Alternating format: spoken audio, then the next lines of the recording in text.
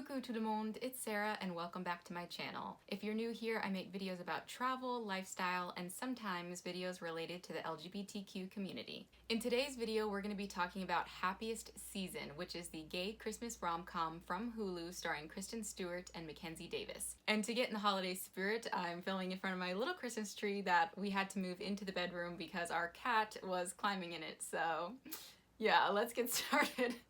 Now, I already did a video on Happiest Season about the trailer and what we were kind of excited for and not so excited for. If you missed that, you can check it out by clicking on the link somewhere on the screen. But for those of you who have already seen the movie and don't mind a few spoilers, let's talk about some of the cringiest and also some of the best heartwarming moments from the movie. So one of the best things about the movie was Kristen Stewart. Her role was just very different than we're used to seeing from her, so that was exciting. Also, she killed it in all of her looks. Whoever was the costume designer absolutely killed it. Her hair was on point, her outfits were on point. Like, hello, can we talk about the hella gay Christmas outfit she was wearing at the Christmas or Christmas Eve party? Like, so great. And also it's just great, like I mentioned in my previous video, that she's a gay woman playing a gay role, so it was great points for representation on screen. A few other actors slash characters that I thought really made the movie amazing was Dan Levy and his role. He was absolutely hilarious, expectedly so, but I'm glad he really pulled through and his character didn't just fall flat after seeing the trailer, so I'm glad his character was really strong throughout the movie, and of course, another point for representation having him in the film, so it was great to see. Another character that I was not expecting to fall in love with was the mom, because she's kind of one of the villains of the movie, I guess you could say, but Mary Steenburgen, who's the person who played the mom, brought the character to life and made her so funny. From when we first saw her opening the door with her iPad and taking pictures at these events with this big old iPad, which is like typical mom fashion, to just some of the witty comments she makes throughout the movie. And of course, we'll get into this a little later, but kind of the heartfelt change of heart towards the end of the movie. She just really made the film great and was a really fun character. So those were kind of like some of the best things about the movie, some of the best characters and highlights, but some of the best specific moments from the movie, I would argue, was Harper surprising Abby in her downstairs room after the whole closet fiasco. So we got a peek of the closet catastrophe in the trailer, but what we didn't see is that right after, Harper is able to beat Abby to her room and surprise her and like give her a big hug, and it was just really a sweet moment, a sweet unexpected moment that really just showed the chemistry between the two characters. And of course, perhaps the best moment in the film was the most heartwarming moment, which is when the dad at the end finally kind of proved that he had a change of heart after taking like a day or so to really think things through after Harper came out. Spoiler. He kind of took a day or two just quiet by himself, and then we see him later turning down an offer. He's running for office and trying to get support and donor support, and we see him turning down a supporter, a potential donor, because she wanted to keep things about Harper's identity quiet or under wraps, and the dad said, no, it's not going to work out. Because he loves his daughter, and it was just so cute, and I cried. But yeah, so it was a really heartwarming moment. Around the same point of the film, you know, towards the end, the sister also came forward when there was the big blow up of the coming out, and came forward and said that she was an ally, and that was another really sweet moment that was kind of adjacent to the father moment. But yeah, so really sweet, heartwarming end to a very funny, often painful, cringy film, which is a perfect segue into the most cringy parts of the film. So just like I started off the best section with some of the, you know, best, funniest characters, some of the cringiest, worst characters, Harper. Can we talk about how awful Harper was? Like, throughout the whole movie, she kept on getting worse and worse and worse. Obviously, the whole plot line of the film is that she lied to her girlfriend Abby, and she wasn't actually out to her family yet, and so going home for the holidays as a couple wasn't really something that could happen.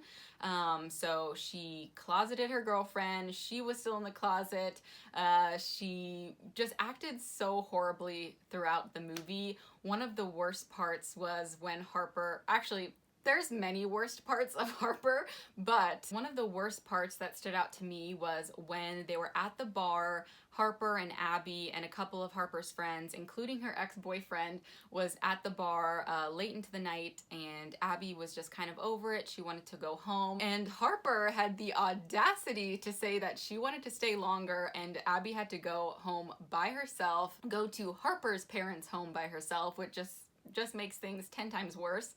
And so that was just awful. And of course it was also awful when, first of all, it was awful that her sister Sloane outed her. That's a whole other topic. But it was also awful and heartbreaking to see how Harper denied it. Like, Sloane outed her, horrible, but then in front of Abby, Harper tried to play it off and say that Sloane was lying, and I was just like, oh my god, what is it gonna take for you to come out? Obviously, the whole point of the film was everyone takes their own time and pace in coming out, but it was just so heartbreaking to see all of that happen, especially in front of Abby, who was like trying her best to be supportive and deal with this whole holiday horribleness. But yeah, so Harper, no, not good. Definitely some of the cringiest moments came because of Harper. Another character that was kind of cringy, and maybe I just don't fully understand, was Jane. And I know a couple of my friends who were talking to me about the film also like didn't super get the Jane character. I'm guessing she's just supposed to be kind of like a combination of a couple of identities to try to create this person that represents a lot of things, like the underdog, or the person who's not appreciated, or the person who isn't respected in the family, like kind of a combination of all these elements.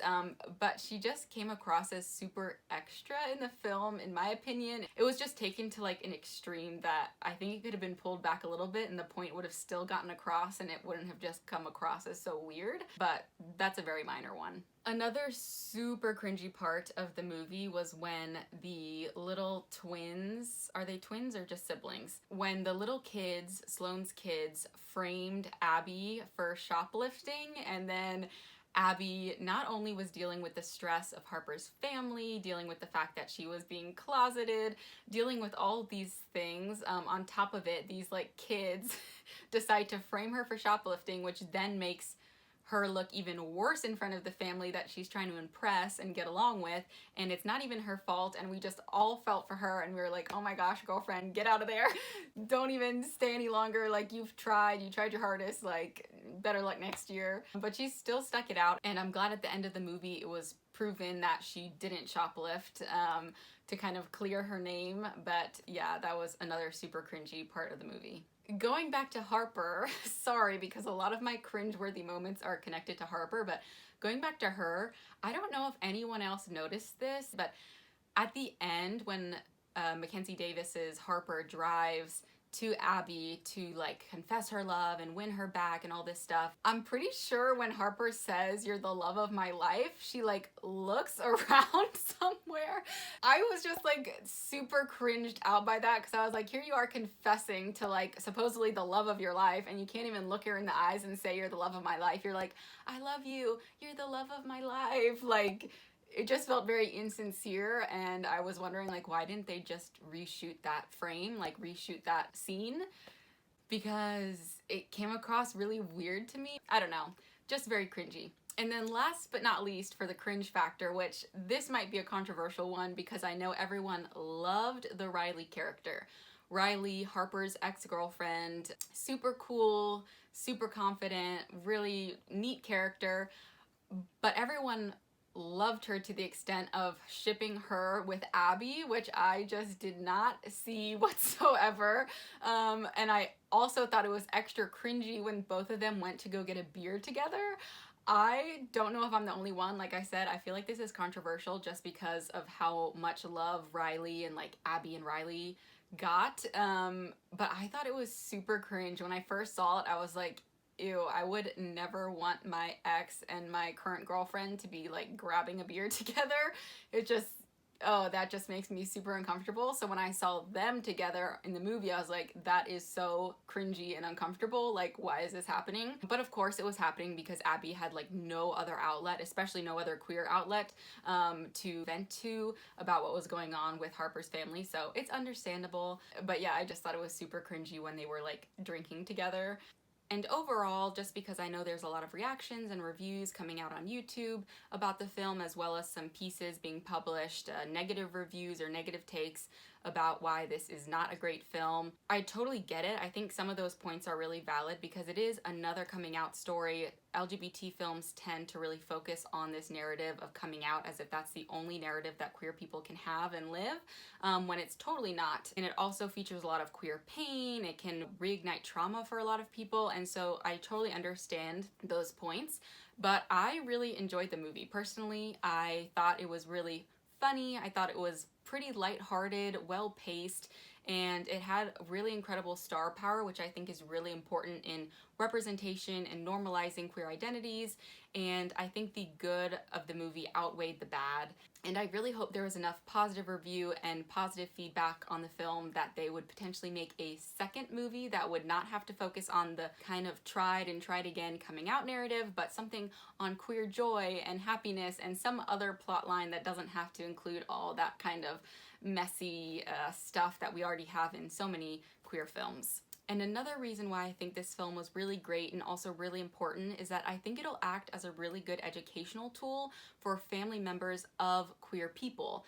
I know for myself, I want to get my parents to watch the movie because it's not a typical lesbian movie that you might think of. Blue is the warmest color, Portrait of a Lady on Fire, which can be very like dramatic and heavier, more artsy, and not super mainstream, as well as those movies feature a lot of sex, which is not something I really want to suggest to my parents. But anyway, I think this film was very family friendly, very lighthearted, and something that could really help normalize queer relationships and really show some of the challenges and some of the pain that queer people go through in relation to their family, trying to impress their parents, trying to be loved and respected by their parents, and being worried that their identity is going to put that at risk. So I think that, like I said, the points about another coming out story are totally valid, but at the same time, I think the good outweighs the bad, and I think it'll be a really educational tool for family members of queer people.